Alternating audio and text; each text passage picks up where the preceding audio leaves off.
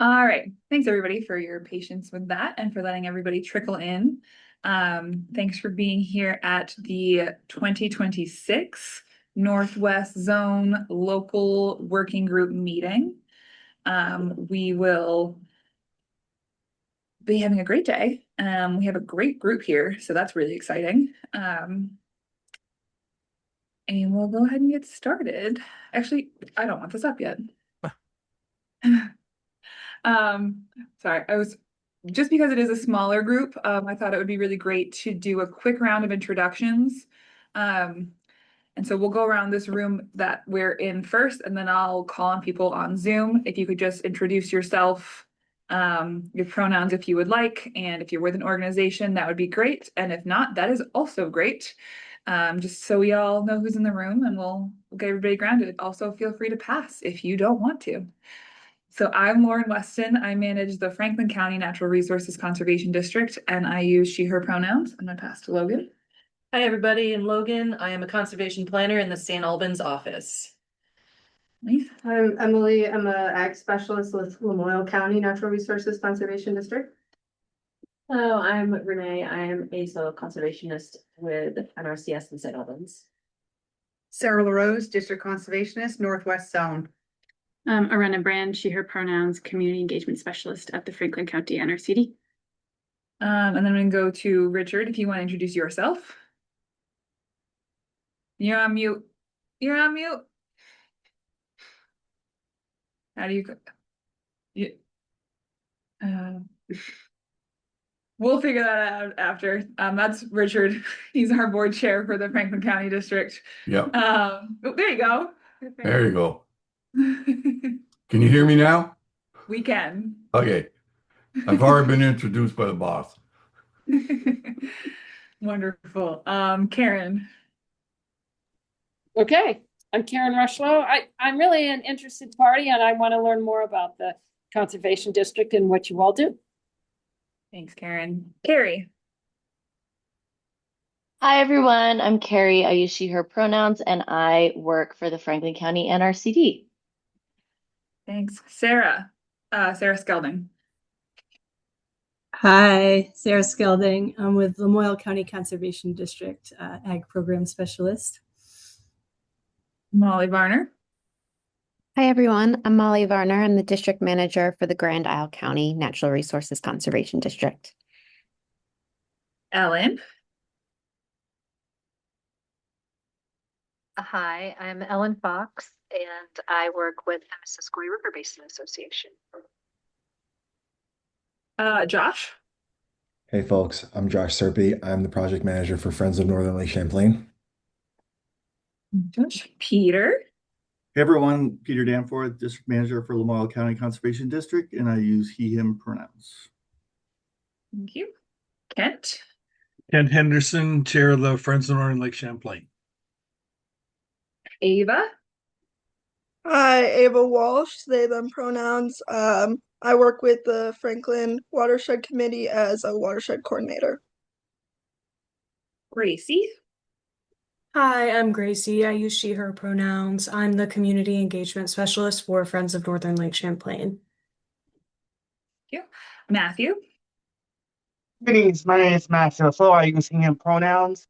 I'm a community partnership of Franklin and Grand Isle County.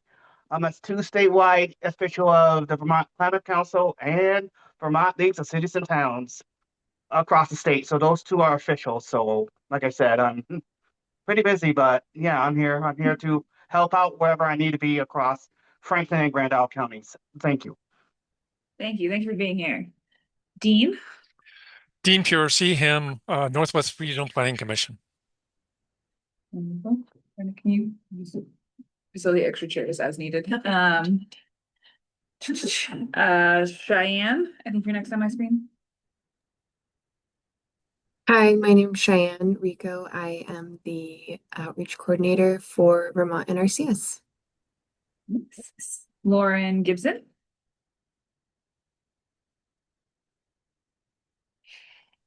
There we go. Hi, I'm Lauren Gibson. I'm a soil conservationist for NRCS in the St. Albans office. Thank you. Juliet. Hi there, I'm a resident of St. Albans, just curious. Wonderful. Thanks for joining us. I think I've gotten everybody on Zoom, and then Peter went. Yeah.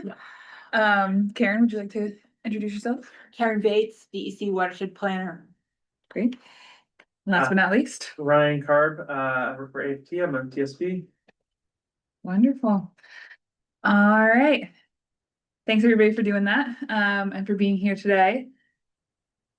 And we'll kind of dive in. Feel free to interrupt at any point in time. I'll share the agenda, so there'll be plenty of time for discussion. And we've got a couple quick slides to get us going. Yeah, feel free to interrupt. I won't be able to see people if they raise their hand or if there's something in the chat. So Carrie, I know you're on, and Aren, I know you're on. So just knock me over the head if I'm missing something.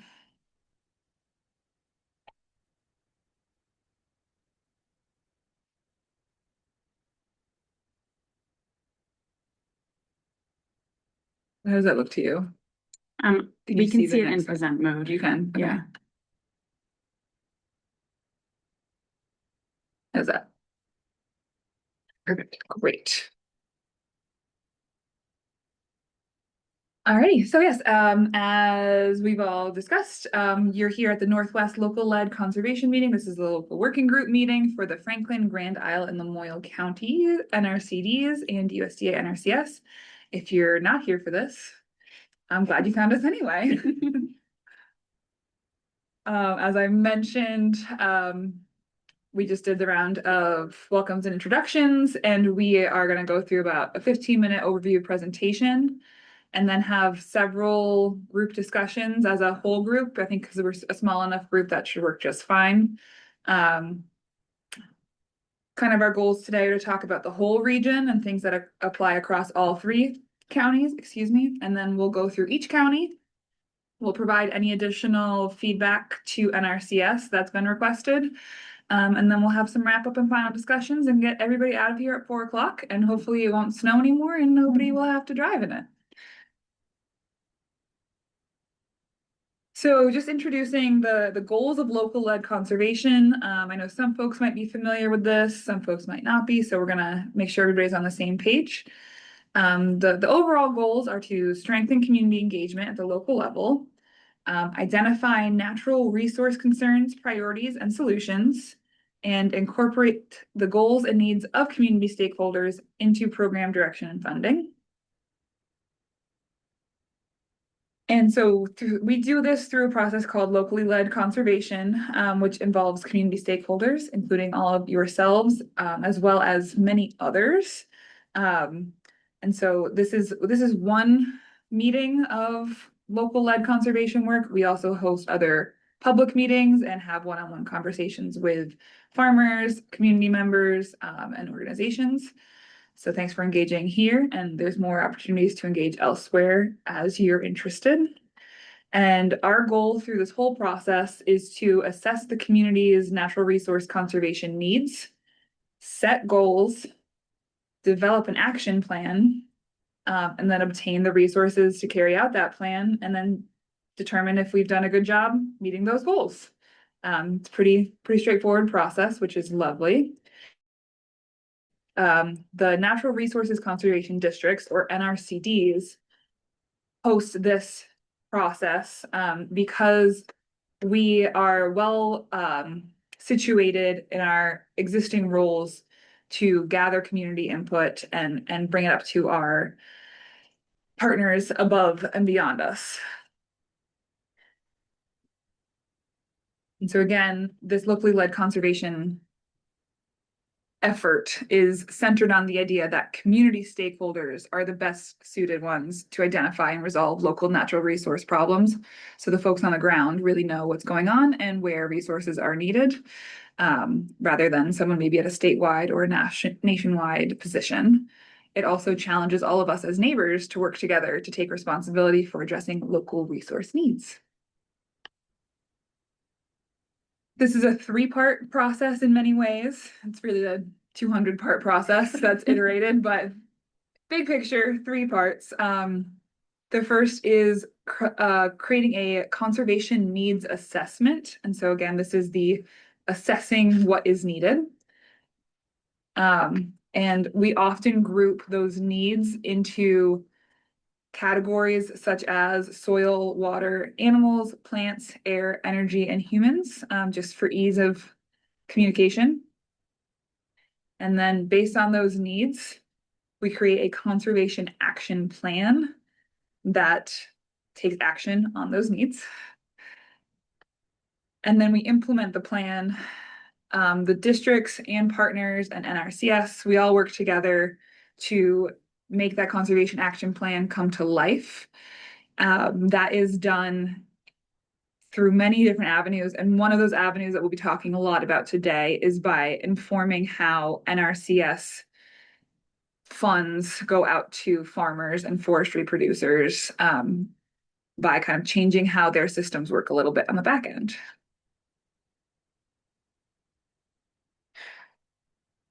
This is a crazy table.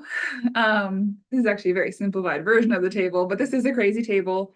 And so one of the ways that Franklin County in particular wanted to share and start capturing some of this information from you all is to, for that soil, water, air, plant, etc. categories, identify what the concerns and needs are in Franklin County,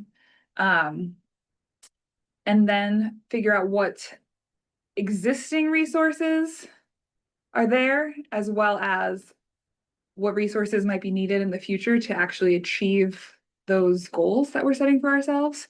And so that's kind of the existing and proposed. And then we've broken it down in Franklin County by land use sector. So we understand that the needs on developed lands might be different than the needs on a farmstead. And so we're trying to capture all those variety of things. It's a Herculean effort, but I think we're gonna have fun doing it.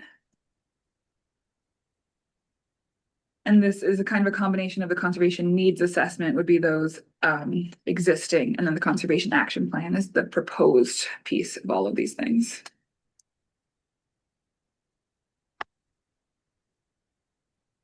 This effort last year across the state of Vermont resulted in local funding pools. So again, this is the NRCS funds that we are able to direct towards local priorities.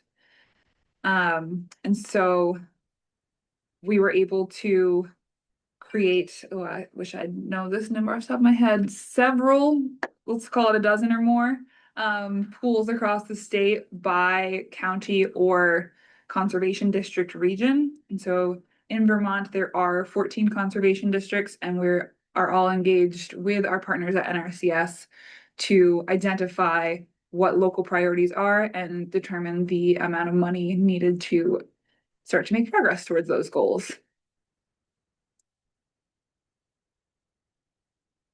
This is an overwhelming slide on purpose. And so just so we're all on the same page, the funds that we are able to direct from NRCS go towards projects on farms and forest land for certain practices. And each of those practices has a code associated with it. That's the 3-digit number in parentheses afterwards. And so this is just showing you that there's a lot of options at NRCS, where we can prioritize what types of things we want to see more of through funding from NRCS on the landscape. For Franklin County last year, we were able to secure $1.5 million in NRCS funds for a pool that focuses on farm infrastructure and viability. And the choice of prioritizing infrastructure and viability came from many conversations and surveys and data that showed that the local community really wanted to support farms, increase food sovereignty, preserve farmland, and also make sure that those farms were meeting their environmental goals. And then the table on this page that you can see is kind of how we were able to influence NRCS towards these priorities. And so we'll talk more about this throughout the rest of the meeting. But what we're able to do is use these questions, program and resource questions, to effectively prioritize the applications that farmers are submitting to NRCS, to make sure that what the community wants funded gets funded. In Grand Isle County, the priority was on lake health and soil health. And this was because of the fact that Grand Isle County is entirely surrounded by Lake Champlain. And so preserving ag land while protecting the lake's health for drinking, recreation, and other uses was the priority that community members in Grand Isle wanted to put efforts towards. And in Lamoille County, there was $200,000 for forest structure and health. And Lamoille County is pretty forested, so that makes a lot of sense and has fewer dairy farms than Franklin County. I know I'm going quickly through this. We'll continue to talk through all of this. I am now going to do a little turnover to Sarah LaRose to talk about the perspective from USDA NRCS and what you think happened well last year and where you think we're going this year. From last year to this year, a lot has changed. I think the continued efforts with the local work group and local led funding is progressing. It's been a lot this year just because of the new administration and their priorities and goals and changing things in our systems and what we're looking at. I think last year we utilized all the funds from our local fund groups. So I would say that's a success. And we've are now experiencing some backlogs. So when I took a quick look, I can't say what will or won't get funded this year yet. We're too early in those stages. We won't know until mid-April who gets selected for funding. Based off of what I'm seeing on the books for Grand Isle County, we have 10 applications that would probably be able to fit into that local fund pool. So that money will be used. For Franklin County, it looks like we have potentially 9 farmsteads that will fit in that local funding pool, and that will easily use up the 1.5 million. Lamoille County, what I'm seeing on the books is around 7 applications, which likely won't utilize the entire amount, but there could be other applications now that there are ranking has been reconfigured, that other applications could end up in the local funding pool that don't necessarily meet the targeted goals for the local funding pool, but could get funded through the local funding pool. Hopefully that makes sense. So I do see those funds being used up in the Lamoille fund pool, but it just might not be 100% for applications that meet the targeted goals. What's working well? Your staff. My staff is wonderful. I'm so grateful to have the staff that I have. They're all very smart, intelligent, motivated people to get conservation on the ground. I think what else works well is we communicate really good with our districts and our partners. And as Lauren was expressing, you know, the local feedback is really what we need. The boots on the ground, the people are out there and seeing these things. I get out in the field some, but not enough to know all the local needs. So input from the field is extremely, extremely important. Especially the longer I am at DC, I get pulled away from the field even more. So I'm going to need that feedback more and more from the field. I've expressed to my staff wanting more input and involvement from them to help formulate these local pools. So we're really honing in on the local needs and targeting the monies to meet those needs. Changes for FY27. Yep. I hope after this year we learn a lot from the changes that are being put into place and that we just continue to try to make it a better and better system. But there, yes, will be changes for 2027 fiscal year probably. As things sort of settle, the dust settles from all the changes and what might need to be adjusted or reevaluated and done differently kind of thing. I think all of us enjoy challenges, and this is a big one, but I think we have enough human beings involved that we can make it work well. Wonderful. Thanks, Sarah. And so a big piece of the effort today is to gather the input from the folks who are here to inform what we want to do with NRCS, but I also want to be very clear that the work that the districts are doing as part of local led also informs the rest of the work that we do and the information that we share with other partners as well, including the Agency of Ag at the state, the Agency of Natural Resources.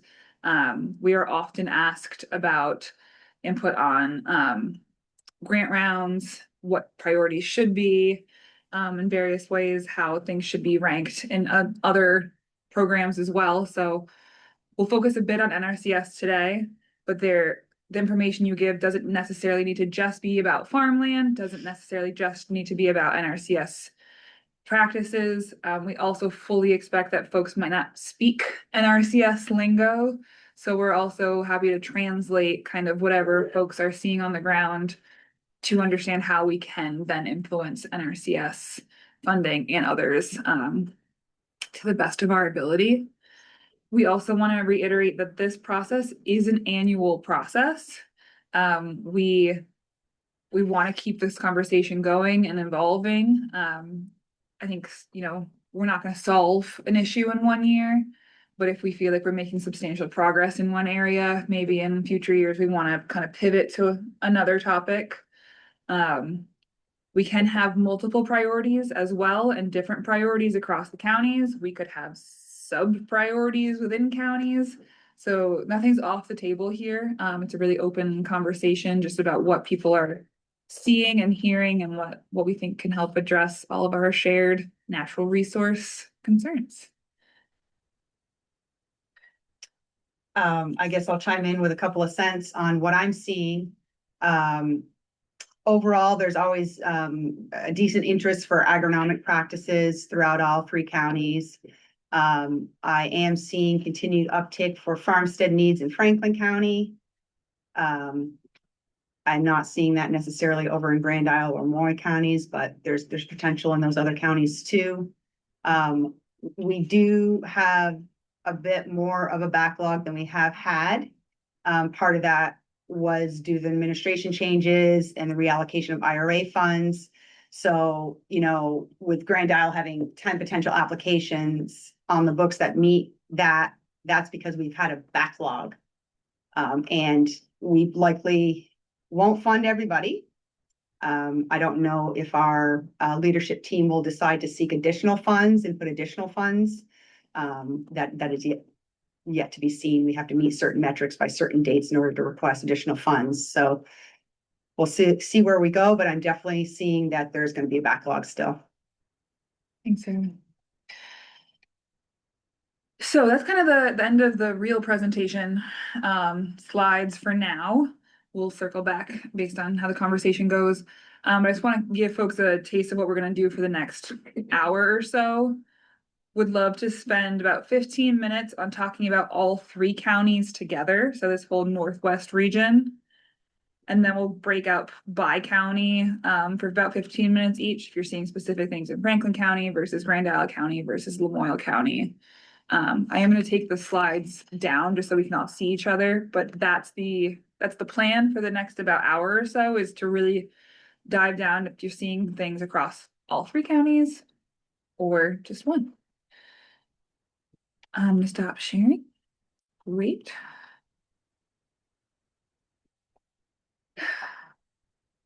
I think because we are both in Zoom and in real life, I'm just going to do my darndest to see who maybe wants to raise their hand to speak. And I'll pick on folks. And I would love a volunteer to sacrifice themselves to go first. I know every single person in this room. I know your opinion. Thank you, Matthew. Yes, please go ahead. Yes, I'll go first since this is, has to do with finance, and technology. I know most utilities use drones to lay out their mapping tools about that. But like you said, it's the USDA, one of the members says that they won't be able to fund all of the towns. Where are the prioritizers going to lie in those towns? We want to make sure that the most needy towns, like you said, the Grand Isle has a backlog of towns that, like you said, there's 10 of them. Which one needs the most needs at this point? Because you want to make sure that we're being efficient too as well. So those towns are not being left behind. The ones that need the most get first prioritized first. Then it goes so on. So we're not trying to um, double take, for one town, whereas, all the other towns may need extra, like resources too as well. So we're not trying to double dip here. So, like I said, that's a big question about that financial assistance, but also a financial aspects that I'm looking at. Because like you said, there's like 10 projects in Grand Isle County, like, and 9 in like Franklin County. So how are you going to break this down by prioritizing, which one needs to be prioritized now, and then we can get back to the others that have at least issues. So how are we going to break that out? Thank you. And but also how we're going to break that out in a timeline, the timeline that we can get to very quickly. So we're not trying to keep that backlog there. We can try to reduce as much backlog as we can. Thank you. Yep. So right now, the way the local fund pools are built, the border is the county. So we don't necessarily have one town prioritized over another. The prioritization will come through answering the different questions that were displayed with each of the local fund pools on the presentation and slides that Lauren did. And so I don't know if you noticed, but there's points associated with each question. So the most sort of the application with the worst resource concerns should float to the top by answering those questions. So in a sense, the ones that have the worst issues either on their land or in their farmsteads are the ones that are going to get the most points. So that's how their prioritization works through the ranking. The ones that have more issues or more significant concerns, you're likely going to be able to answer more of those questions, which then awards more points to that applicant. And then we start funding with the highest scored ranking and then work down the list until there's no longer any funding. I don't know that the funding cycles in USDA would ever be deemed speedy or quick. We currently, under this leadership within the state of Vermont, we have one funding cycle, and that's what we have to work within. So it's basically applications can be taken in any time, but depending on the date of the application deadline determines what funding cycle you're in. So like today is the deadline for fiscal year 2026. If somebody comes to me tomorrow and applies, they're in fiscal year 2027 funding cycle. There's no way I can speed that up. I think that answers most of your question. If Yeah. not, let me know.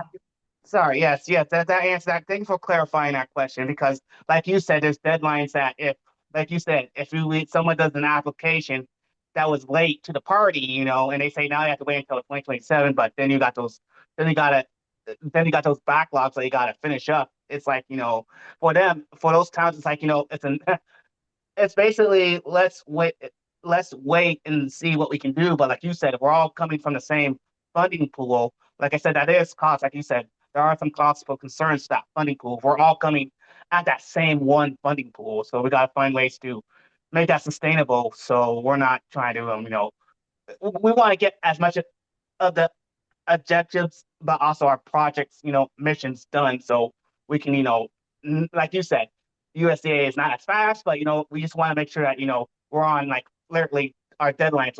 We're hitting them right on time on those projects. Thank you. Thanks for the question. Molly, go ahead.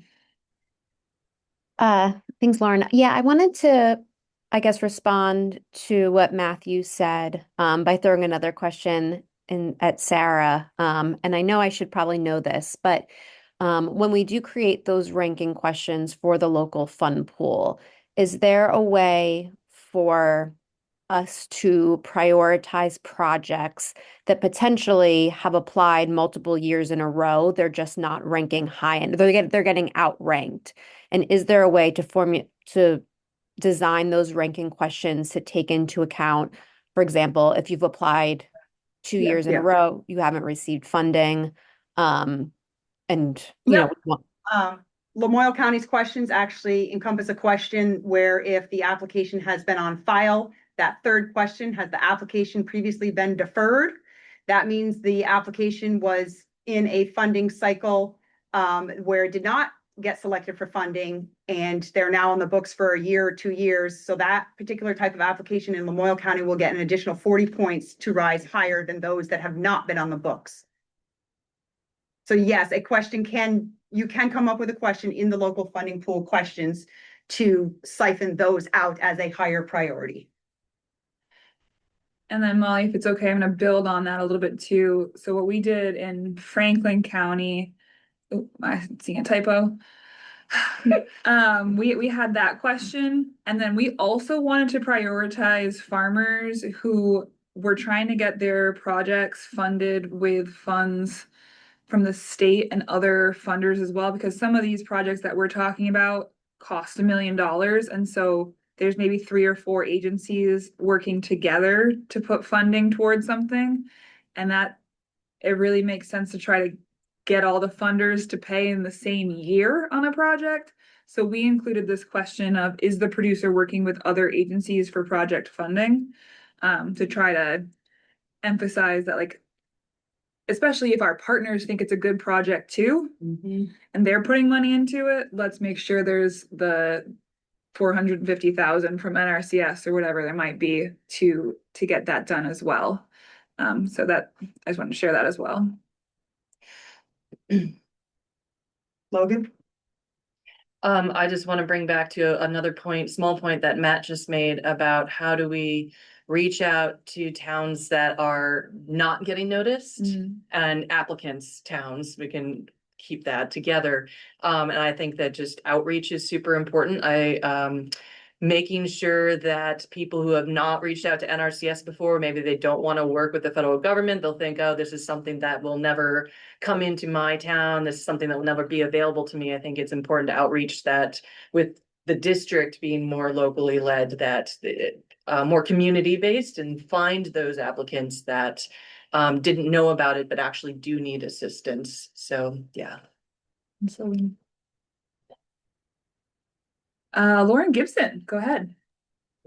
I'd like to add to that. Hang on, sorry, let me put the camera on if I'm speaking. I was thinking earlier today that like our dairy producers are really tuned into NRCS and what we have to offer, and that's awesome. But I'm wondering, like, is there a community of other diversified types of farms or producers that don't even know we exist? So thank you. We're not realizing there's a need because they don't know us and we don't know them. And how do we bridge that gap and find those people who are not even on our radar yet? Oh, I'm just going to add on to Gibson and saying how we find that is this group we're talking to, yes, and getting feedback from this group. This is the importance of this group. That's why we have these meetings, because we can't be in every place all the time, and we need more people seeing things, hearing things, and then reporting back to us about what they see for local needs. Because not everybody knows NRCS exists. Yeah. I'm amazed some people have never even heard of NRCS still. We're just so I don't want this to sound the wrong way, but like we're so in tune and like packed with work with our community that we know needs us.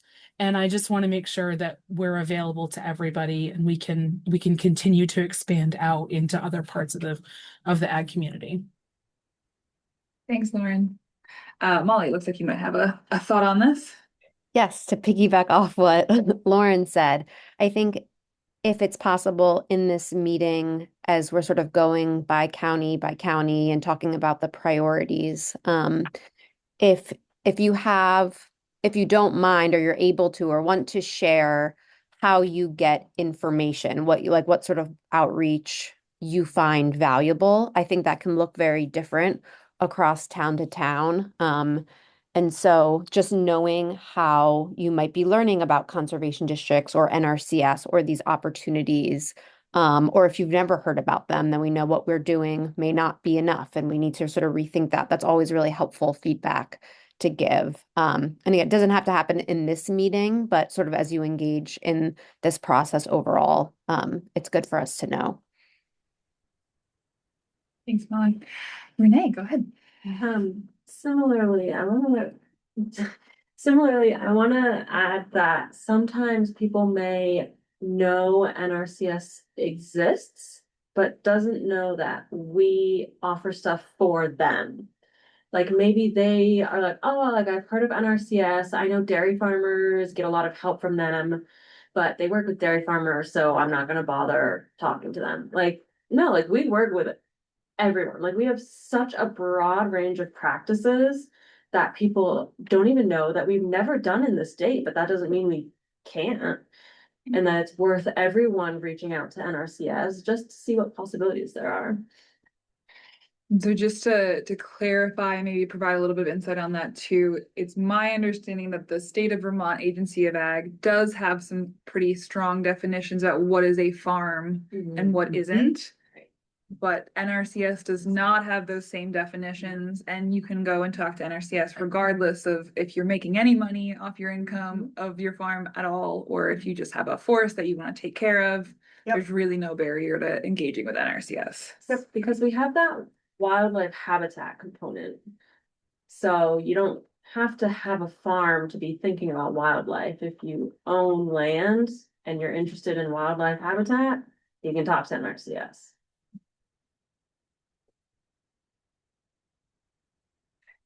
It adds stuff, but I'm not sure. Can you direct me as to focus me? For this particular comment period, I think what kind of concerns are you seeing on the landscape across all 3 counties? Or if you do have something specific for one county, that's fine for right now too. But I think what are the concerns you're seeing on the ground for all 3 counties would be the goal. Can I focus on natural resource needs? Yes. Yes. So all 3 counties, I mean, we have done some modeling work showing where we might get the most phosphorus reduction because of course we're focused on Lake Champlain's phosphorus TMDL, and we need to reduce just overall phosphorus loading. So nutrient management plans are number 1. You know, it's just like if you don't put the nutrients on the soil, it can't get to the lake. So, and then the other is, you know, like conservation tillage, like no erosion. I mean, this is stuff you all know, just to get it on the record. This is really important. Yeah. You know, the riparian buffers, of course, but you know, if you're really focusing on phosphorus reduction for an acre, it's going to be the nutrient management plan, conservation tillage, cover crops. And cover crops do seem to be something that people in these basins are actually catching on to. We're seeing more and more acres having cover crops on them. So that's also like a good thing to know that people like that. Conservation tillage is adding a little bit more to that. We're also focused on flood resilience. And for that, one of the number 1 project types is just natural resource restoration. So for those people who aren't dairy farmers, who have the small, maybe the other type of farm that does think that little swale going through the barnyard isn't a problem, that they ditched, or I guess maybe outside areas they ditched. It's like find floodplain that can be protected, that streams, river corridor easements that we can basically let the river flood where it needs to, enhance the flooding where it needs to, so it doesn't impact something downstream. We have very specific areas where ag is the problem, sorry. You know, it's a small stream and it just goes through ag land and the bugs don't look good, it's impaired. So we've got our ag impaired streams in the Missisquoi Bay watershed that we would really like to focus on. And Agency of Ag knows about it, but we don't really have a plan, but it would be a great area to focus resources. And that's like, I have the list, but it includes like Morrill Brook, Berry Brook, Sampsonville, Godin, and a lot of those smaller strips that are just going through the ag lands and they're not going to get better So the feedback you're providing me right now is good because like you're honing in on certain brooks. So let's say, after evaluation, it's determined like that is a higher area near those. Yeah. We could come up and formulate some question to actually award more points to those that are within those areas. They're ag impaired. We Yeah. also have through modeling, we know like Rock River Yeah. is a bad one. It seems to just spew out phosphorus, and it can because of the soils and the slope. Yeah. Because the models are saying, yeah, that's what happens. That's And we what- know yeah. from the water quality sampling it is. So we have a couple of those. Hunterford Brook is another area. And so we could identify those, we call them the Huck 12. So bigger tribs that we know have issues because of just the characteristics of the landscape, but also then the land use. Yeah. So I'm happy to provide those and Please do. yeah. And then those attached to like GIS layers that are easily accessible, Easily accessible. or like in the Vermont. If GIS. I know, wouldn't it be nice? Yeah. If we could do that? What I do have is I have a Power BI for agricultural activity in the Missisquoi that shows based on the some of our modeling and what we know about what farmers have implemented. We've estimated like how much phosphorus reduction is happening because of all the cover crops happening in each of these river areas. So we can tell you that and it also it's the phosphorus and then also where phosphorus is coming from. So that I can basically provide that as a resource, but that's just a link that you can. Yeah. So that might be useful for people as well. It's very easy to look at and read. And then the modeling program that was done by the Lake Champlain Basin program. They did a very high level intense modeling of phosphorus reduction and phosphorus flow from the landscape. And you can get that as well, showing where phosphorus loads are high. And I'm gonna present to Sarah's group. So it might be of use to a group, but it's a little bit more complicated. Yeah, and if you are interested in some of the more like report outs and some of the modeling things, we are planning to have a clean water update meeting on February 25th. Fourth. No, that's a different one. There's two meetings back to back. The public one is on the 25th. Okay. At the St. Albans Historical Museum. And we're gonna try to process, I think like 5 models and 10 reports of phosphorus data for Franklin County. So you're welcome to join there as well. And we'll send out that link as well after this, if you wanted to explore on your own. Kent, I saw that your hand was up and now that it's not, but I wonder what you wanted to say. Well, thank you for recognizing me. I put it up before Karen spoke, and I was going to point out the new relationship that is developing with A&R and on the dairy farms. The transition for the farm inspections that's going on from ag to A&R. I note that I don't think there's anybody from the ag agency at our meeting today. And then I'm delighted to see Karen here and with the ideas that she's talking about and the outreach that is going to be necessary moving ahead. And I think it's a natural partnership. I anticipate that it's going to go very well because of who's in place. And I think that it'll be a bit of a change, but I've seen the transition work so well in many other states nationwide that I've got confidence that it's going to come off well. And I think the work you guys are doing with the nutrient management plans and training the farmers to get their records together and be able to present that in a really efficient manner, that's the backbone of this. And that's extremely important to stay on that and keep that at the very top. Another question I had is, and I've lost track of what the status of the Farm Bill is, Sarah, and what resources are there. I mean, I know that with the government shutdown, I know that, and that could happen, and there's no reason for us to talk about it because we don't have any power over it. So there's no reason to go there. But there is with the Farm Bill because it kind of tells us if the farmers, if they'll be right at their cap and we're just going to be giving them minimum supplements, or are we going to have a good fresh Farm Bill to work with so we can roll up our sleeves and really work? Yep.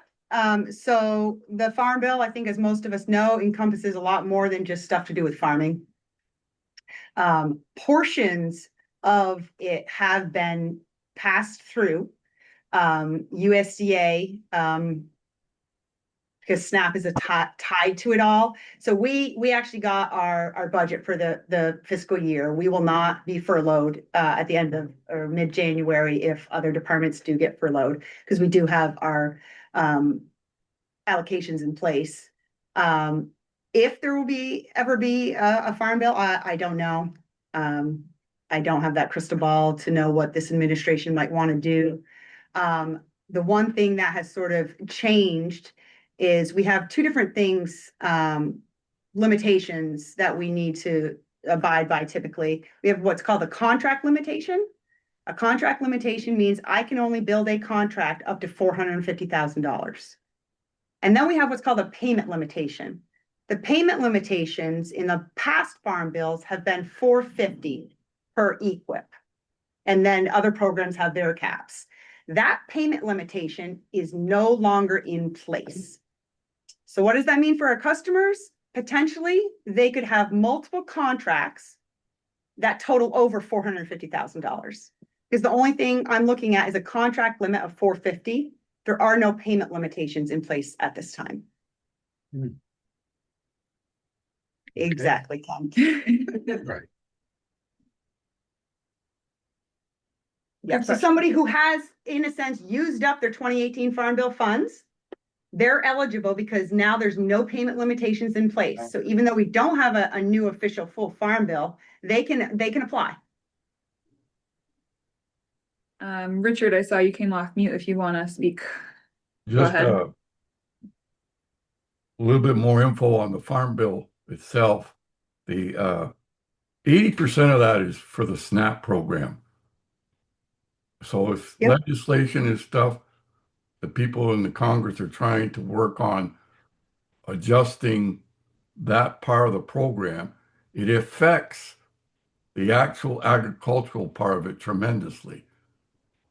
And unfortunately, I would like to see it separated, but that's just my thoughts. Many people would like to see it separated. It hasn't happened yet. True. Thanks, Richard. But it affects the actual on the ground farming community a lot. Mm-hmm. And then I just wanted to speak to Kent's first point, and then I know there might be another person on the Zoom who might want to speak to this too, about the forthcoming potential change in who's regulating larger farms in Vermont. This is, I think, what Kent was getting at, the conversation around CAFOs or concentrated animal feeding operations, or large farms that maybe have water quality discharges. And so there is currently a stakeholder engagement process that involves large farms, as well as partners, through an agency of natural resources process, to provide feedback on how a new permit program for discharging large farms could be shaped, under the jurisdiction of the Agency of Natural Resources, as opposed to now a lot of the regulation assumes that there are no discharges, and that's held under the Agency of Ag. I think that is as clear and big picture as I can make that. But that process is ongoing, and there will be a report out from that stakeholder group to the Vermont legislature during this session. And that is in response to the petition that some groups filed to the EPA a couple years ago. And the EPA has told the state of Vermont that we're not adequately following the Clean Water Act for discharging larger farms. Yep. So I want to gently walk that line today. If anybody else on the call wants to speak to that, you're welcome to as well. Or we can have other questions. Yeah. Any thoughts? Karen? No? Okay. Hey Lauren, I'm driving right now, but in like 20 Okay. minutes I can talk more about that if people want to know. Okay. And for people who don't know me, I'm Brittany Cole. I was with the Agency of Ag for 5 years, did all the permitting. I'm now in the farm consulting world, so I do separate things. But yeah, happy to talk about anything related to CAFO because that's what I spend a lot of my time doing. Thanks, Brittany. And to that end, I think that process and what might come out of that really informed the Franklin County pool last year. Because part of what might come out of that process is potentially that upgrades to infrastructure on large dairies would need to happen. And so we were trying to kind of get ahead of that with the local fund pool last year. I think that's certainly something to discuss today and moving into the future if that's still what we think the need might be in Franklin County in particular. But just for conversation point there. Any other kind of higher level across all three counties, resources that you're seeing maybe aren't getting enough attention, concerns that you have on the landscape? If not, don't worry, I have plenty of seed conversation with, but just figured I'd ask. Yes, Dean. You gave me an opening and I was just getting ready to type something because I have to go to another meeting. But yeah, I mean, you know where I sit. I just can encourage you to continue to do the good things you're doing.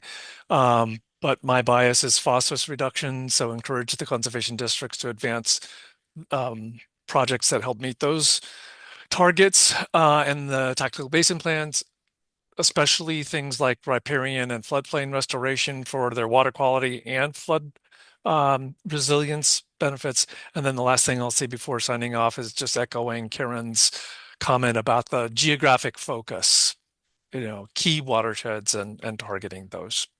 But thanks for letting me sit in, and now I'm off to another meeting. Sorry. We're all there with you. Thanks, Dean. Yeah, right. I was just asked about phosphorus. I was just wondered about different practice, like leveraging different practices and incentives, and if there's a way to boost the soil carbon amendment practice to like pay for off farm. So basically move phosphorus from farms that have too much, move the manure from those farms that have too much to farms that don't have enough phosphorus. I wonder if there's ways to through the local funding pools to prioritize and increase funding or just so basically the farm, instead of just saying, hey, it's the law, you can't put that much manure on this field, saying, hey, you'll actually get paid. If this farmer will actually pay you $60 per ton or 100, like so much money to drive your equipment over there and spread it on their fields or something else like that. I mean, nutrient management practices is for management of the nutrients. I'm trying to run through the practice list and the components. I don't know if Logan or Renee can come up with any for the movement more that way. Well, the one thing that is really important often is just the infrastructure to get the manure away, at least from the manure pits. Yeah. So like the piping of the drag lines. Drag lines and Yep. And then yeah. I feel like it's often in farm, like getting the manure spread to those farther fields in higher numbers instead of like concentrated in the center. Yeah. But even that inter-farm, like a way to leverage that to incentivize more inter-farm trade of phosphorus. Oh, it's probably happening way more than you think. Is there a need? I mean, from what I understood, most farmers are looking for manure, or they? I was gonna say, yeah, most, I don't know. I mean, they might have high P fields where they can't spread, but in a sense, they want their manure. They're not overproducing manure where they need to. I mean, some people do have export agreements, import agreements. Yeah, I don't know that we have practices and components that would really match that. It'd be just nutrient management, making sure the implementation of the nutrient management plan is being done. There is some discussion out there of this new technology, but it would mean producing a product from your manure and then that product being taken off of the farm. That would answer my question too. If they don't want it taken off their farm, if they need the nutrients still there, their balances are not excessive, then. wouldn't be an issue. Yeah, I guess what I would say is like, we work with a lot of the smaller sized farms and I do work with a lot of the really big farms. And so the manure situation is a little bit different. But the vast majority of the smaller farms that we're doing nutrient management planning with don't have enough manure. Yeah. So it's really more a question of like, where do we prioritize putting it? Yeah. With that constraint, rather than a question of like, what do we do with the extra? But big farms are different, and I know you guys are continually building bigger manure pits to accommodate cows. Yep. So it might look different from that side. Yeah, that's when if the larger farms have excess and it like help address the, but I don't know if that's an assumption I was making. Before anybody responds, I just want to, Kent, do you have more to add to this conversation or is it a different topic? No, this isn't new. This is a really good question. We've been asking it for 25 years. Carrie Dolan tried to work up a project for that 15 years ago. In the Midwest, in Wisconsin, for instance, there are farms that only have beef cattle or only have hogs or sheep, and they don't have these vast amounts of dairy manure that's so high in phosphorus, that's passing through these rations and going into the manure. And I know that in Wisconsin, there are some farms that contract with a dairy farm to get their manure. So in other parts of of the Midwest and where there are other types of agriculture practiced, this is happening on a regular basis. Unfortunately, in Vermont, there just doesn't seem to be, there hasn't been enough market that it's developed economically. But I know big producers in Wisconsin that are signing big contracts to have their manure taken over to a neighbor's and used that way. I think it's a good thing to look into. I've thought about it and tried to think about it.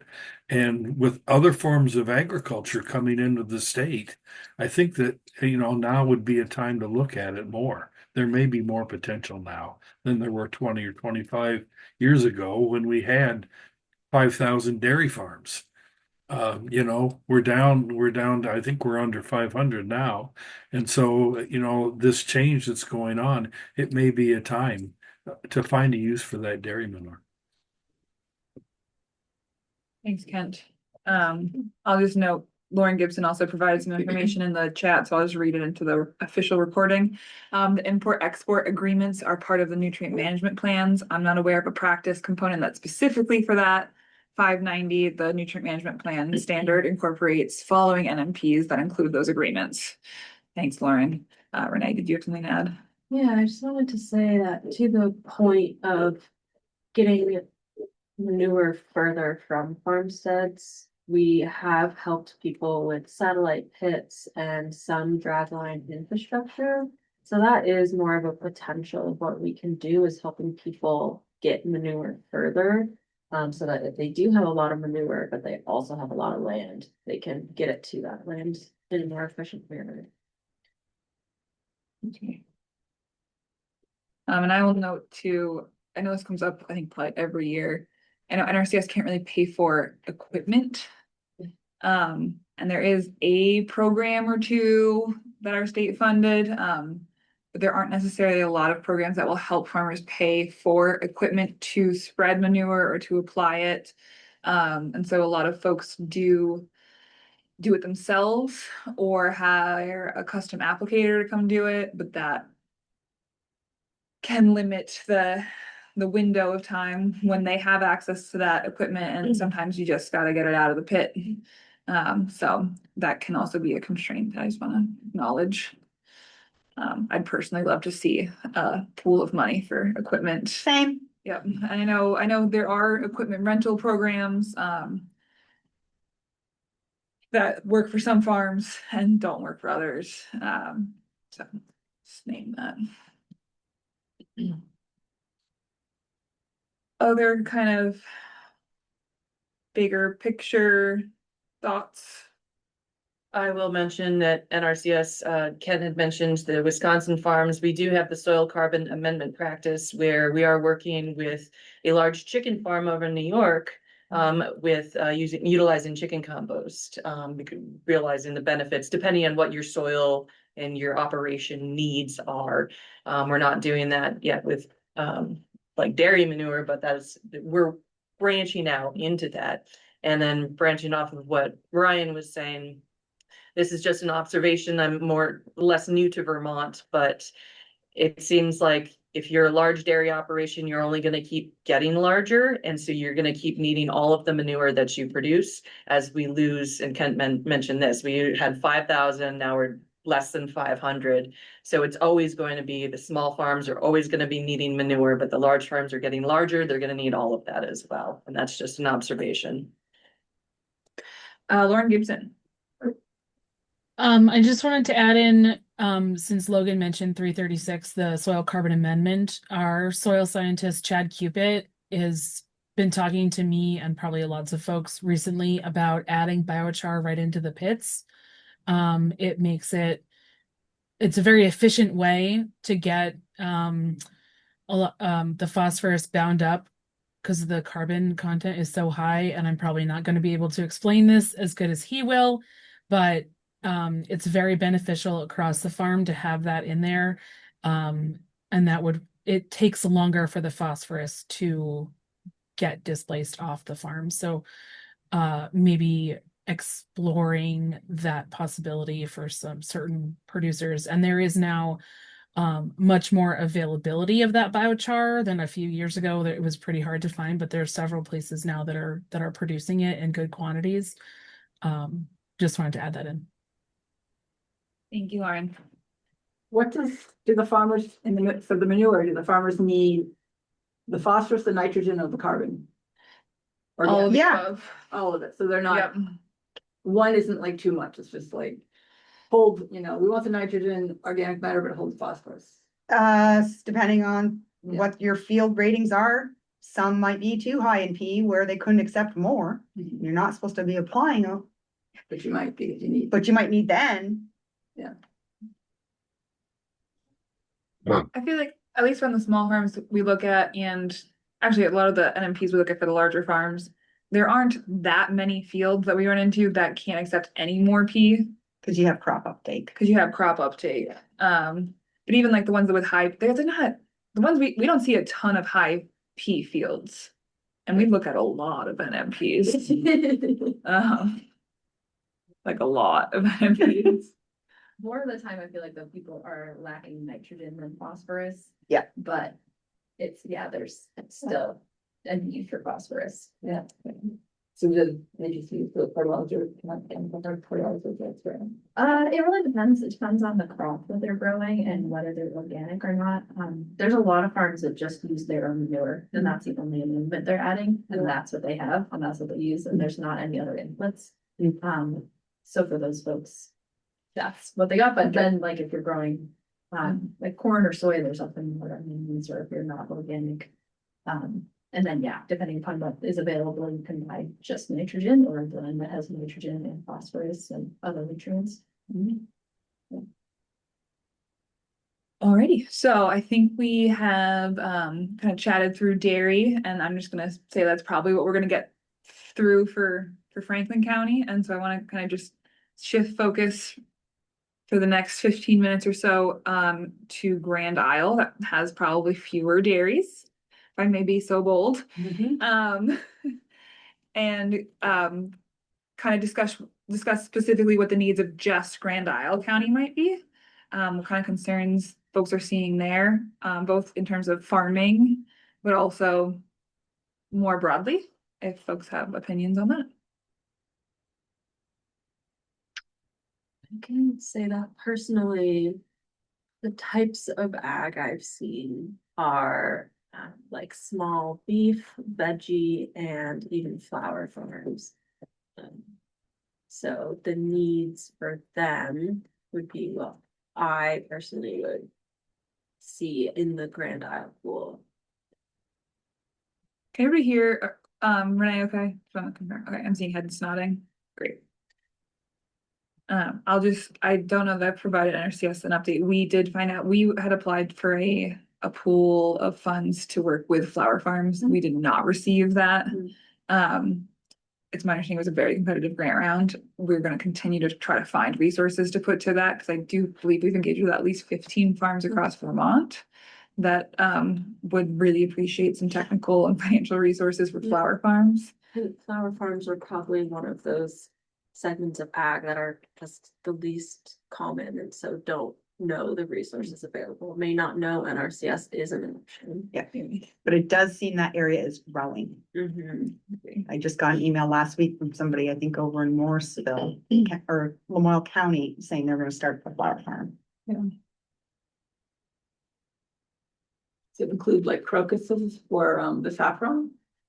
I don't Or know is of that anyone category? doing that. This is like flowers. Yeah, there was 2 saffron growers, but I don't know that they're still in business because saffron is tricky. Yeah, there was one in the Lamoille a couple of years ago. Yeah. Pete, I don't know if you remember, Peter. Yeah, so I thought you were referring to the one in Stowe. There's a rather large flower That's it. farm. Is that what you're referring to? He may have been in that It area. used to be regular sort of ag field. Now it's okay. Maybe I'm thinking of somewhere else. This is Sarah LaRose, Grand Isle County. Yes, there are not as many farms, dairy farms. There is still a very large farming presence. I think that's why I'm seeing agronomic applications, because, you know, you think there's a multitude of farms out there now that are just cropping. They're not milking. And there will be likely a backlog of agronomic applications on the books this year for Grand Isle County. Not saying that's the only local need, but just telling you from what I'm seeing in the NRCS corner right now, with the local funding pool, I know we won't be able to fund all of them, maybe one. I want to clarify that. When you say agronomic, the current pool that you're calling agronomic includes like high tunnels, mulching. Or, so it's not just agronomic, like cover crop, this is a cornfield or a hayfield. It's agronomic, but that's included in this pool is things like high tunnels and mulching and stuff that works for veggie and flower farms. And I want to say orchards. There's a lot of orchards in Grand Isle County as well. Oh, that's true. More than Franklin. Yep. But yes, thank you for that clarification, Renee. Agronomic does include more than just cover crop and field, that type of field. Normally when we think agronomic, but yes, we're including other agronomic practices to encompass the other types of operation that are in Grand Isle County. A general administrative question, can NRCS interim practices be included in this locally led? It's my understanding that moving forward, the ranking questions will be what we're using to prioritize, and the practice list will be all practices theoretically. At this time, yes, I believe that is an accurate description of what's going on. It could very well change. Local fund pools may still need to sort of identify their priority practices, but because now the way rankings and categories are and all practices being available, there is a bit of a shift there. Felixia? Are you still there? I bring this up just because low tunnels should be just as important as high tunnels. Sorry, Felixia. Felixia, I don't know if you want to add more to that process of how it might be changing. I'm not sure that I'm accurately. Could you repeat? So Olivia came. I was talking to Olivia. Could you repeat the question? So with the way the local funding pools have been structured, we've come up with, priority practices, top 5 with supporting, but now with the way the rankings and categories are and being all encompassing all the practices, Lauren Weston was mentioning that it's going to be more the questions that filter out, in a sense, the priorities, that we don't necessarily need to identify specific practices for the local fund pools. I wouldn't say that you wouldn't need to identify some priority practices. I would still include that if it's beneficial for the priority of your local fund pool in the direction that you want it to go. But it is going to be imperative that your questions are structured in a manner that identifies those priorities because all of those practices will be available. But it still is supposed to fall in line and identifying and aligning with the priorities of your local fund pool. And so I want to clarify oh, sorry. Go ahead. Go ahead. I just wanted to clarify, my question was directed on if interim practice are excluded from locally led because an appropriate Grand Isle priority practice should be low tunnels as well as high tunnels, especially with the high winds that you see out there on the islands and the specialty crop farmers. They're finding that even though it's a lot more maintenance, they appreciate the low tunnels. Sure. And I don't see why interim could not be included. That's Thank you. Question. Thank you. Very. Molly, go ahead. Yeah, Logan, do you mind explaining interim practices? I'm not familiar, I guess, with that specific language and what that looks like. So I just want a little clarity. Yep, this is Sarah. I'm going to answer. So interim practices are new practices in our practice list. They are called interim because they are not fully accepted until after 3 years of being an interim. And then the data and the statistics from how well practice implementation went, feedback of, different things such as cost or operation and maintenance, lifespan, they get evaluated, and then I'm assuming it's down at the national or up at the national level. They then determine whether or not to make it an official practice. So years ago, the high tunnel was actually an interim practice. Came out under a different code than what it is now, but after 3 years of being an interim, again, I'm assuming enough information was evaluated to determine that they wanted to make this an official practice available.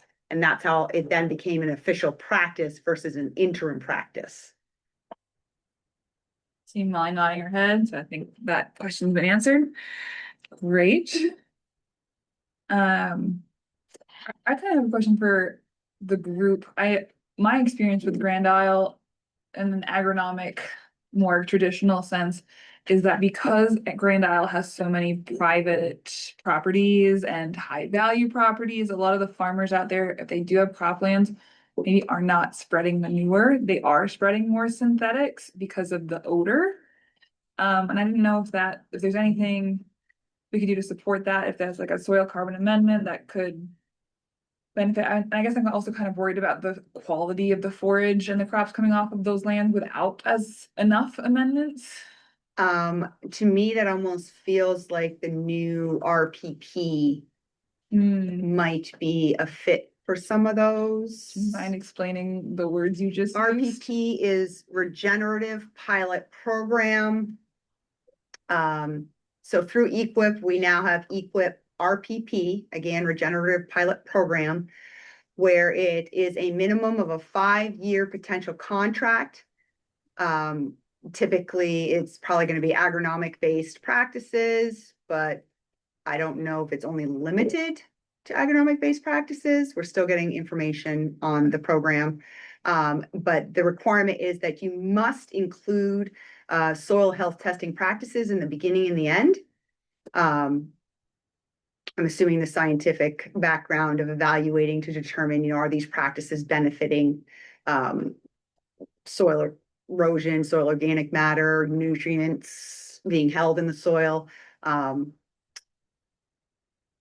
That's really all I know about regen. That sounds great. Lauren Gibson, do you want to chime in here?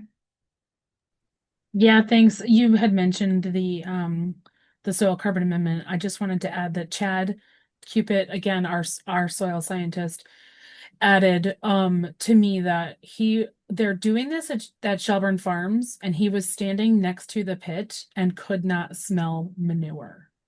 It highly binds the odors. So that may be a great solution for those kinds of scenarios. Great, thanks. But you're right, less manure is available because they don't have the animals. Right. Right. Yeah. Because They've gone to So just then, yes, cropping. they would supplement synthetically. Right, so Yeah. maybe they don't have enough manure and or it smells too much. So But maybe that could that's be where we could add some potentially cross-county export agreements for those folks in Franklin who need to maybe get rid of some, adding in soil carbon amendment and exporting to those producers who would much rather use natural manure than purchasing the synthetics. Thanks, Lauren. Yeah, Ryan. I just had a question about nutrient management planning too. I know that's often used for manure-based farms, but is there anything stopping it or yeah, is there anything stopping it from being used on just like vegetable farms without manure or like that's what you're talking about? Yeah, great. Yep, they can have NMPs to them. They veggie producers probably are the ones that need NMPs the most, I think. The more nutrients. Yeah, because there's very concentrated areas and there can be high levels of different nutrients within those beds that they utilize. I know years ago we saw it a lot. There was high P on a lot of veggie operations. Compost after 10 years adds up. Yeah. Matthew, go ahead. Yes, I do think that might be an opportunity, that might be an opportunity to take some of that manure from how that cross. I do like that idea, taking some of that manure from, Franklin County and have it over here because I think Grand Isle County soil is, since it's an island, it's pretty rock hard. Pretty much soil is clay, so it's like pretty rock hard. So I do think that might make those crops more, sustainability. I do think that having that, cross, I do like that idea, having that cross, if like you said, if it's extra manure that needs to be shipped out or transported, I do think that might be an opportunity to, send to Grand Isle County. Since it's out here in Grand Isle County, since I live in Grand Isle County in the area, I think that might be an opportunity to, have those, conversations and basically help out one another counties, in that. But I do think that I like that idea if there's any opportunity to have that system in place. So if they don't have enough manure or using synthetics, but still not enough to produce the crops or produce the quantity of what they're doing with their crops, I do think manure fertilizer definitely work out here. Thank you. Thank you. Brittany. I just wanted to jump back to the veggie thing. Vegetable farms are like required to have some level of nutrient management planning. And when I was still with the agency, I was having conversations with Heather Darby and Rebecca, blank on her last name, with UVM Extension. Rebecca Madden. Yes. There seems to be a need for support for getting vegetable farms to maybe dial more into nutrient management. So maybe that's something that the districts can consider. Awesome. Thanks, Brittany. Final thoughts on Grand Isle. I know there was a bit of a comment about orchards and vineyards too. I don't know if we want to have a quick conversation about that or any specific needs there. Grand Isle just has a lot of them. Grand Isle does have a I'm lot. not saying it's knowledge of the local area as much, but like pest management. Pest management, yep. Orchards and vineyards, I'm assuming, be important. Agreed. I was just looking through the list that Molly put in the chat and pest management. I'm not seeing it. So, No, I think it is. oh, there's I an can't. icon partially covering it. I see it now. Don't mind me. You're good, Lauren. Yeah, Molly, go ahead. Yeah, I wanted to ask the question. I think what we're seeing a lot in Grand Isle County are newer or beginner farmers.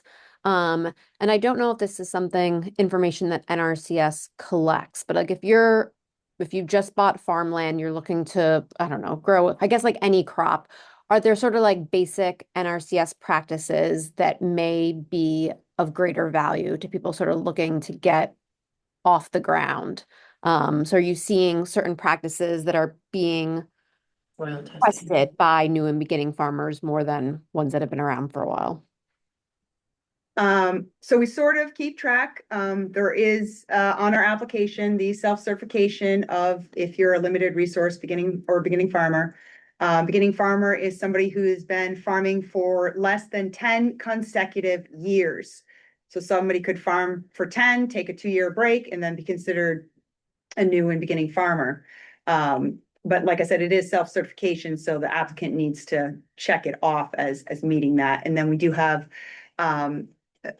higher rates for those beginning farmers. They're called historically underserved category. And the payment rates for those are a little bit more than the regular rates. As far as particular practices, I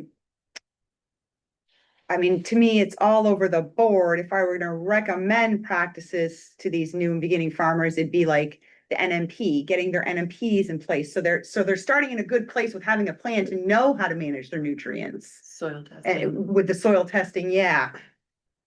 Instead of coming, 5 years later after having done a bunch of stuff, and then all of a sudden they're trying to manage way huge excess peas or something, getting them set up sort of in the beginning with those plans. Just like if a new beginning farmer came in for grazing, it's like we want to get you set up with a grazing plan first, so we know how to move you forward. One comment I just want to make from a conversation I actually had with Sarah Flack the other day, who's a grazing specialist in Franklin County. She was mentioning that a lot of folks' wells ran dry too this year. I know there was a drought this year, and I know that wells at NRCS are a fun adventure. But just like for the record, I want to say like that could be an important thing for a new farm. Yep. And for existing farms, given the climate variability that we're in. And I would add, now there's a new regulation in the Agency of Natural Resources that if you do withdraw a certain amount of water from a stream, you have to tell us. Right, so that's a surface water, not groundwater. Right, Yes. but if you're dependent on surface water, right, and you're taking too much out, then you may want to think about groundwater, right, which could also affect the stream, but we don't talk about that. We don't talk about how water on the ground moves. Good point there, Karen. All right, any final thoughts on Grand Isle? And if not, I'd love to move to Lamoille. Also, this is a great discussion. Just want to say we've had these meetings a couple times over the years, and this is like a very productive, informative conversation. So thanks everyone for your thoughts. Yes, Richard, go ahead. Just an added thought about Grand Isle. If some of these fields and some have been in soybean or corn, anybody who's looking to potentially grow another type of crop, flowers, etc., test it for chemicals first, because you're liable to plant it and it'll all die. And you'll go, why? Well, that's because it was oversprayed. But just a little thought there.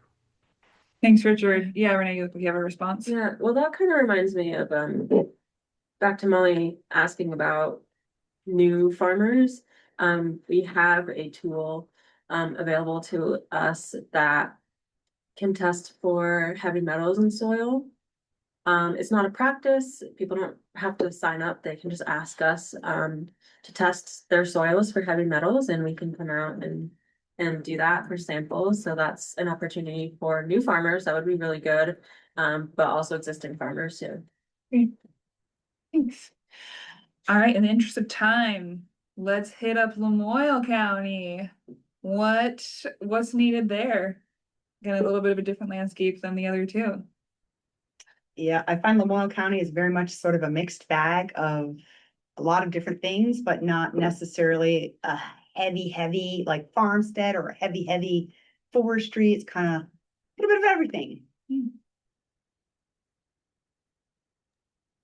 Yeah, so this is Peter from Lamoille County Conservation District. It is a mixed bag, and we have really large maple operations, but we also have large corn operations. It's sort of, and I think the major issue that we're seeing based on our conservation assessment is that upland streams and into Lamoille, we tend to do a lot of work there, whether it's like easements or buffers or just trying to prevent phosphorus loading, and also alongside of that prevent the serious flooding issues that we've had as well. It's a lot of work to do, and it'll take years, but anyways, we're open, and Sarah Skelding here is on the call as well. So, is anyone from Lamoille here?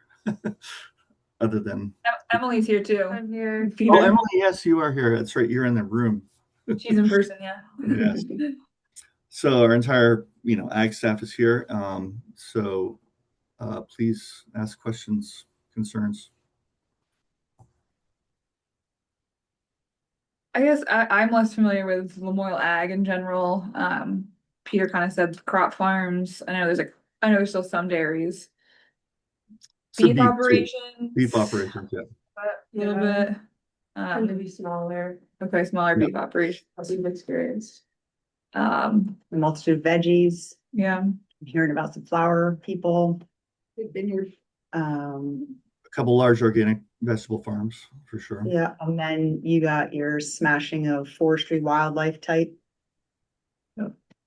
It really is a broad mix. Yeah, it really is a broad mix. So in thinking of that, it's just like, then it's, yes, we still need to sort of identify practices, but wording questions so they encompass so Lamoille County is the overall need for soil health, water quality, instead of just thinking practices, what is the overarching resource concern need? And how do we formulate questions to address those needs regardless in a sense of type of application, farmstead versus grazing or whatever. So keep that in mind too, with questions and how we word them, it can filter out things like that and not just practice specific. Does that make sense? Yeah, it's kind of the bigger picture. Yeah. Nitty gritty for Lamoille, just because Yeah. it's so diverse. Right. And so in that vein, then flood resilience is a big issue there because they've got a lot in the way. Yep. Which we don't have as much in the Missisquoi. So, and then communities have been very involved in talking about it and worrying about it. And so farmers might be clued into this could be a good practice to help my community. And so. I absolutely was thinking about the Lamoille River and what farms are along it and Yeah. like years 2023, 2024 and the flooding and how devastated a lot of those crop fields were. In that vein, I know I'm not advocating for anybody to do anything at the legislature, but I do know that the Farm Security Fund legislation is going through the Vermont legislature right now. That theoretically would create a pool of funds to help farms after a natural disaster. So if folks are interested in supporting that, I know there's venues to do that. If not, that's totally fine too. But that does feel applicable to kind of the local led conservation if that feels like a need that you want to support. Also, I just want to point out that there's a large hydrological study going on throughout the whole Lamoille stem in Lamoille County that the Planning Commission is doing with SLR Engineering. And, we're working in partnership with them. And that study will, reveal and unveil a lot of things that are going on. There's been a lot of buyouts too. Fish and Wildlife had purchased some land that was once farmland. So it's extremely dynamic and changing quickly. So, which is another part that makes it difficult to sort of keep track of what's going on as far as ranking, because it's a very dynamic landscape. So off of what Peter was saying, as I'm thinking about the local led, local funding pools, the other thing to keep in mind is throughout all this, it may be determined, maybe easements, wetland reserve easements might be the targeted goal for a certain county instead of formulating something through EQIP. It's not that this process is just necessarily to provide feedback to create a local funding pool, but it's also to open up eyes of how else can we address these issues that we're seeing out there. Is it funding from another agency or is it a different type of program through NRCS? So we got to keep that in mind too when we start to think of needs and how to address these needs. We're not just looking at the program EQIP. There's other things that we might be able to lean towards to get some funds to address those local needs. I wonder. We have a lot of different funding sources and it's quite complicated, but it's a lot of fun, right, Sarah and Emily? Yeah. I don't think you have a lot of questions that take a project out of consideration, but I do wonder about the question of, does this area have sort of repetitive flooding? And should you be farming here? So maybe we ought to go to the next farmer for this project and not yours. And then that's a harder, I don't know that you actually add that question in, but. Great. Logan, did you have something? Yes, an observation on customers that I've been assigned to connect with, and that a lot of them are landowners who just own a lot of forest and want wildlife, forest health, and improved habitat, or even second homeowners who own 150 acres. And so, Sarah, you're mentioning other programs, and so I see CSP is actually like the best fit for a lot of those folks for wildlife, forest health. And if locally led could go into that program with, in the case of Lamoille and the forest aspect, because it's so diverse. So more funding towards that. And then I do have plenty of customers who, yes, forest trails and landings, forest stand improvements, straight up, mostly the maple producers. Yes, we're looking for that. Didn't Michael and Bennington do something with CSP in his local ed pool, or am I mistaken? Local ed, it's not CSP. I know, but he had did replicated the something with practices. CSP. Mhm. He did, he had like some sort of workshop. Okay, maybe I'm That related to wasn't local ed then. recently. Okay. Did CSP funding get increased dramatically? Is that was that? The state of Vermont NRCS received 5 million and change, So not that much. which is up 2 million from last year. Yes. Yeah. But CSP renewals went away. Mhm. And now it's just CSP. So Can you re-sign up for it was, CSP? Yeah. you can, but it's not through a renewal process anymore. Harder. So like CSP renewals and CSP was sort of two different pots of money. Now it's all CSP. So everyone's competing for one pool. Yeah. And the contract maximum went up from $200,000 to $300,000 per contract. Yeah. And the annual base payments are right across the board, 4,000 for every single customer. There's no tiered system anymore. Practices, those rates are now more in alignment with EQIP practice rates. So that's where people, in a sense, will be have additional funds versus the 4,000. But yeah, CSP changed a lot this year. I do believe that the Agency of Ag still has the they do. funds to help Yep. people apply to CSP too. Yep. So Nina mentioned that just yesterday in our other meeting. So yes, there are still potential funds through the state for CSP applicants in the NRCS world. okay. I don't want to stop talking about Lamoille, but I'm just looking at the time and I think I might be able to seed a little bit more conversation. Looking at a couple more slides, Peter, if that's all right with you. I don't want to sell Lamoille short, but I think you'll like what I'm about to do.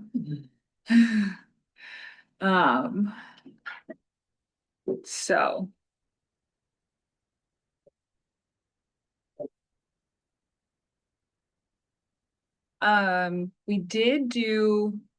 we run a survey, all three counties together run a survey each year.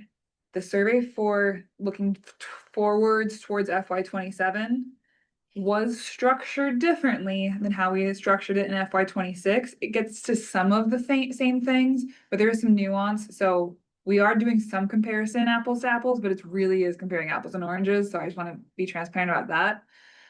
So far for the FY27 survey, we've had 75 responses.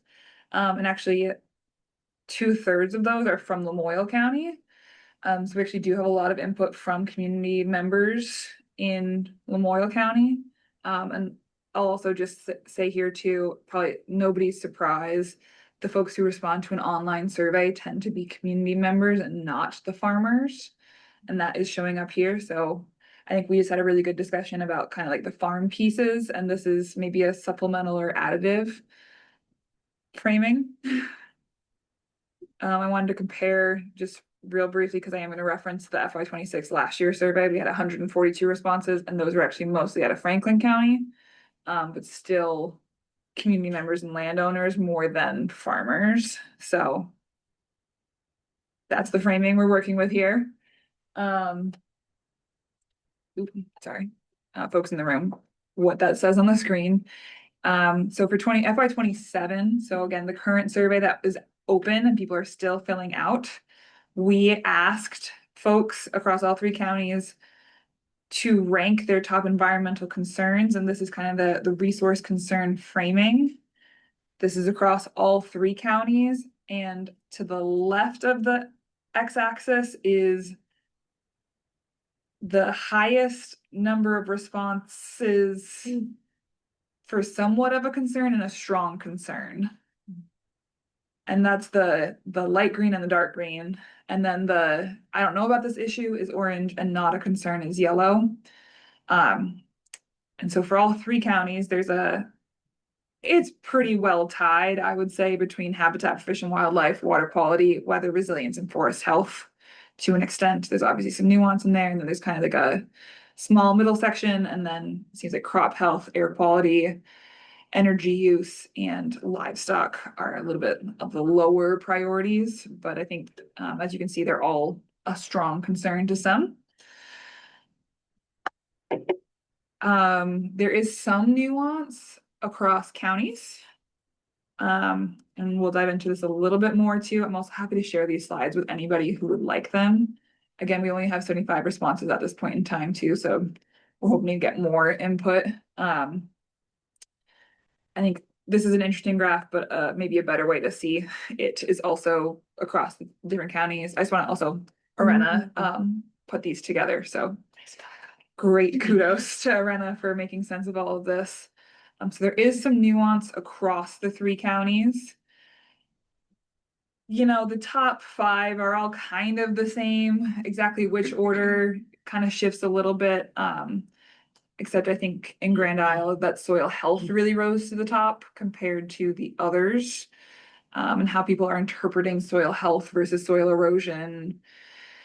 It's the general community. So different things are true for different people. But I think, you know, these are kind of the big issues across all 3 counties. And then again, we did ask the questions differently and give different options, but to attempt to get to an across year comparison, on the screen right now is by county, the rankings. Wow, Lemoyle really upticked them. So yeah, Lemoyle got a ton more responses already, which is great. And Franklin really has not gotten much, so we'll work on that. And Grand Isle, I think, could use some more responses. But I think what I take from this is that there was a lot of understanding from the community last year in the need for improved water quality from farms. And this year, I think we really changed the framing around weather resilience. And I think in 26, it was framed as weather resilience on farms. And in 27, it was just framed as weather resilience without that caveat. And people seem to have really picked that up. And so I think weather resilience across farms is still true. And maybe people are also want to see it across the whole landscape and thinking through that. I do think we'll probably use the same language that we're using this year next year. So hopefully we'll actually be able to compare apples to apples. But again, nothing like crazy new popped up. I do think that the air quality in Grand Isle was also important last year, and that hasn't really risen to the top yet. If anybody else wants to comment on this, you're welcome to. I think this is, oh, that's not my last slide. If anybody else has any thoughts on this slide, I'm happy to discuss. Were the surveys sent out at the same time? Pretty much. Yeah. Yeah. Roughly, yeah. And then so we'll say in FY26, obviously you can see that the question was framed in terms of like, what solutions would you like to see invested in or prioritized?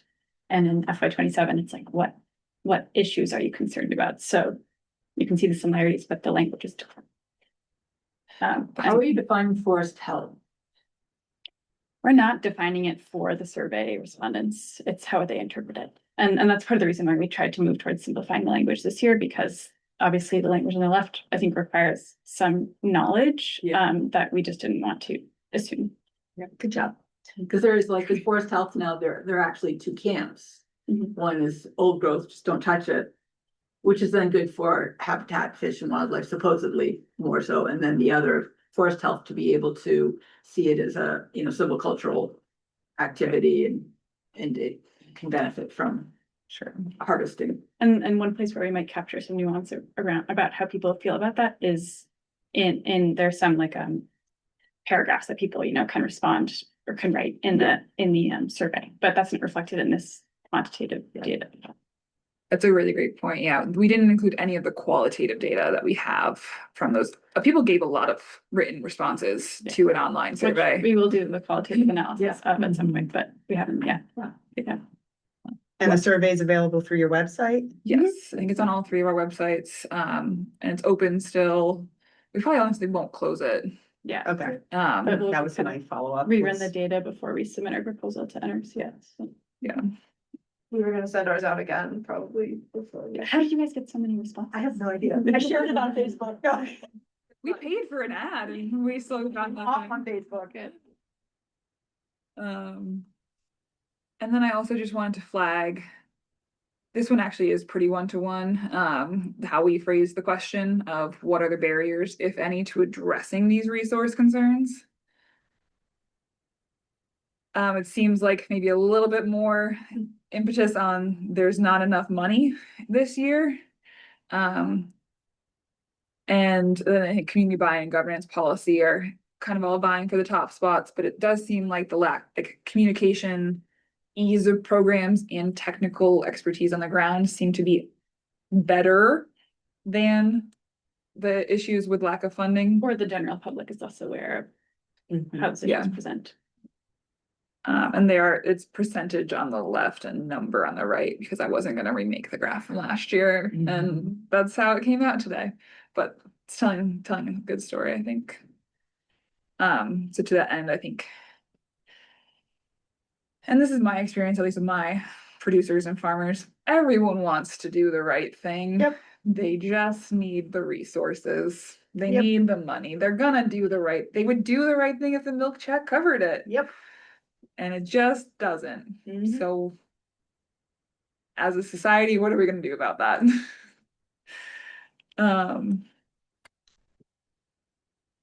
This is my last slide, I promise.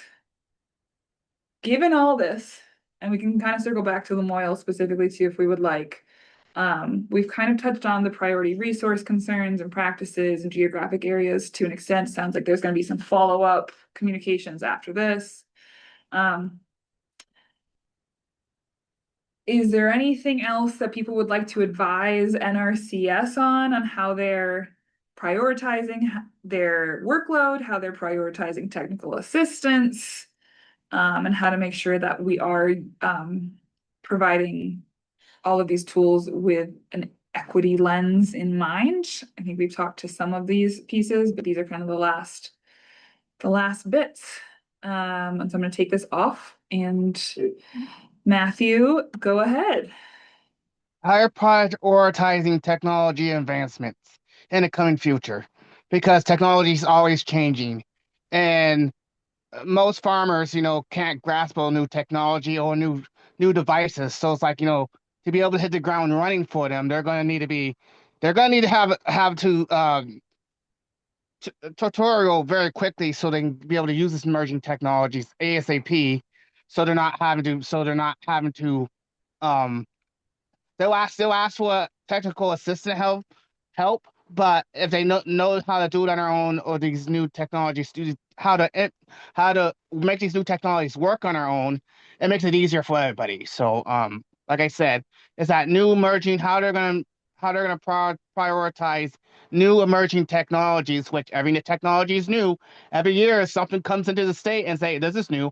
How are we gonna train, they say train a trainer, but train farmers to use it as quickly as we possible, because we got to move to the next person and get them trained, then move to the next person, then get them trained, so we're not trying to get behind on so we're basically doing our due diligence with that efficiency. Like I said, everything has an efficiency to tag to their name. It's just how quickly and efficiently can we get it out there. So we're not trying to we're trying to play catch up, but we want to do it in a way where we're not falling way far behind on some things.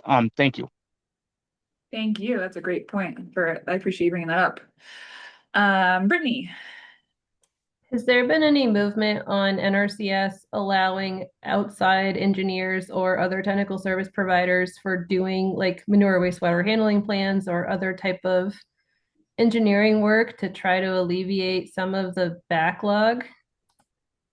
So, we do have a practice available called it's a CPA, DIA, SEMA, it's CNMP.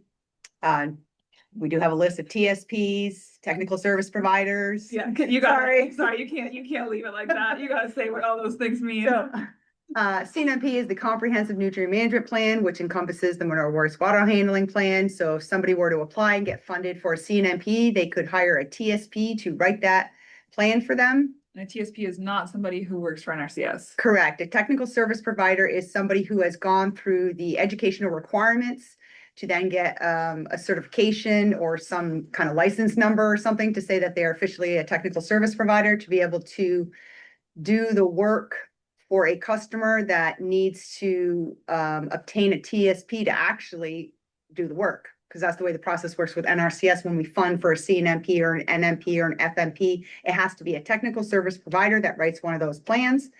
SEMAs are a little bit different because it can be a qualified individual, which is not the same as a technical service provider. So that is one effort in a sense to alleviate some of the backlog. I'm gonna input real quickly that. Yeah. Specifically, the technical service provider to do CNMPs for an NRCS contract has to be approved by NRCS. They have to be a registered technical service provider through NRCS. They have to go through a process.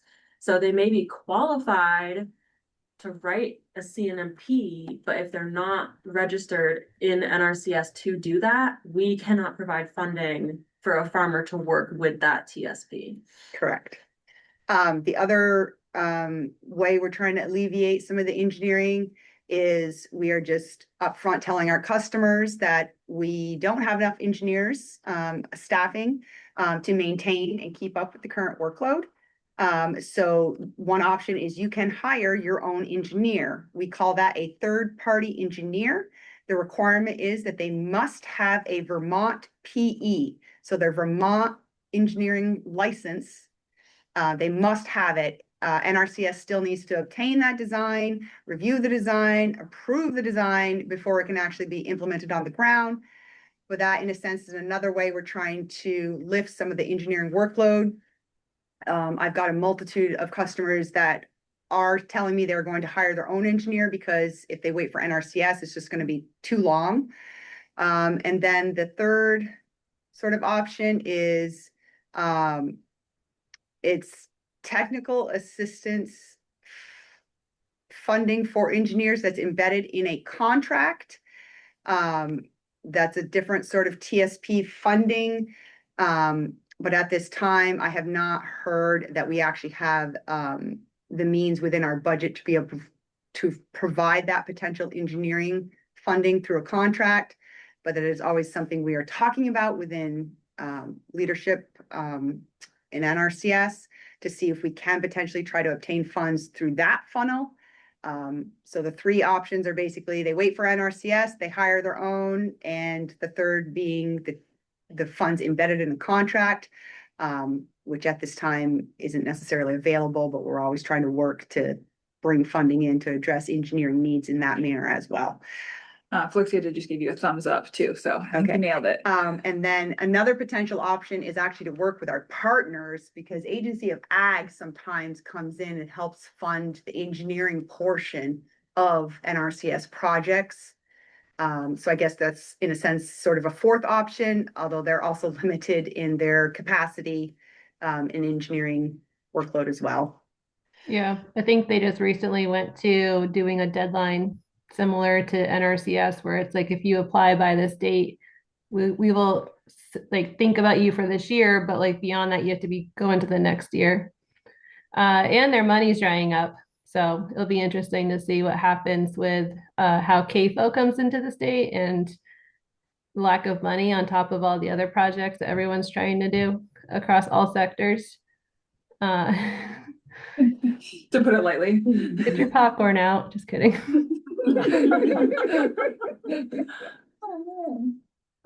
Yeah, good point you got there. And this is just on this thread. I know some other conservation districts have explored becoming TSPs. I know there's some sort of potential barrier that may be like a national thing versus a statewide thing. I don't think we're going to solve that issue today. I just wanted to flag that. I know some other districts are willing to do the work and might have the training, but there's some institutional challenges that might make that partnership. Yep. I do believe one district has hired an employee as their engineer. The agreement though is that they're doing 100% NRCS work. Okay. Because I know another county requested similar, but they wanted to have a split of like 60-40, 60% NRCS work and 40% other work. And it was denied. And it was stated from leadership that it had to be 100% for NRCS engineering needs. Right. I think some of that's like conflict of interest and shared use of resources. Yeah. So there's some challenges there as well. Yep. Okay. Can I add to self-promotion? Where AFT's hiring an engineer to act in that capacity.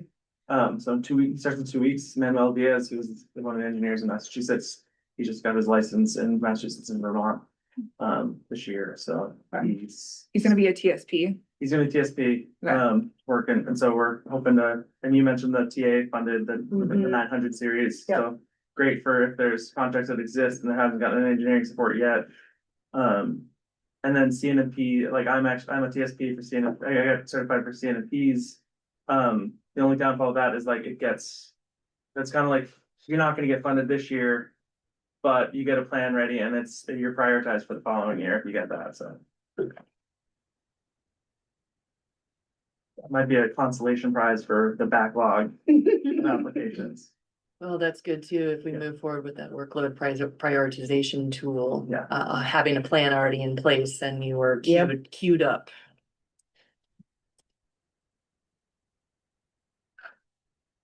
Wow. What a good 2 hours of conversation. We've got 4 minutes and I like to go right to the very end. So if anybody does have additional thoughts or something totally out of the box, let's kill the whole 2 hours. So I just learned from Department of Forest Parks and Rec through a lunch and learn type series that they have this whole effort now trying to get landowners excited about managing their forests. And I mean, they even have a project manager for public outreach. Yes, exactly. So how are they getting them excited? Are they offering money? What? Yeah. So they're actually, I mean, they're doing all sorts of stuff with outreach and surveys, and I could send you the whole thing too, or a description of it. But the one thing that they are doing is they will give money to the forester to do work on a private land. Oh.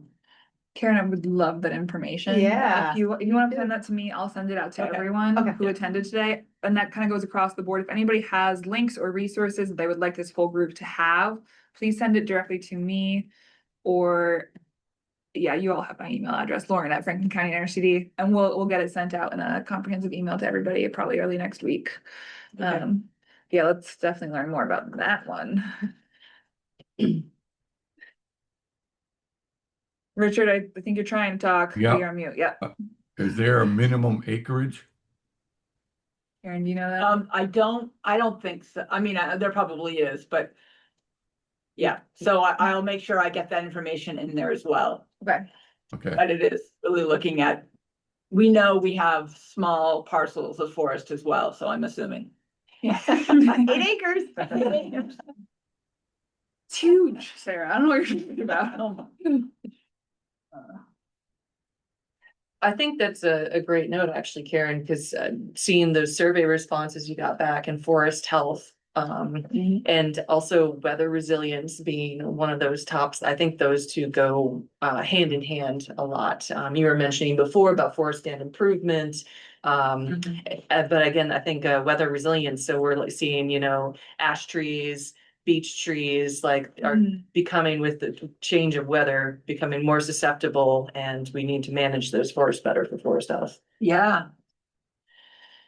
With that, excellent point, an excellent end. This is an ongoing process, so this meeting has been fantastic.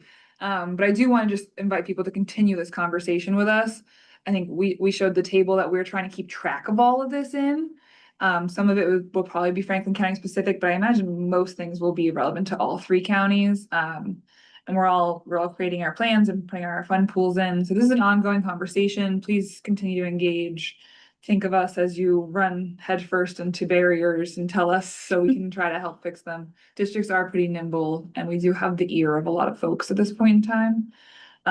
So I know NRCS sometimes has some of your own walls, but if whatever we can do to help the producer and the land steward, we would love to.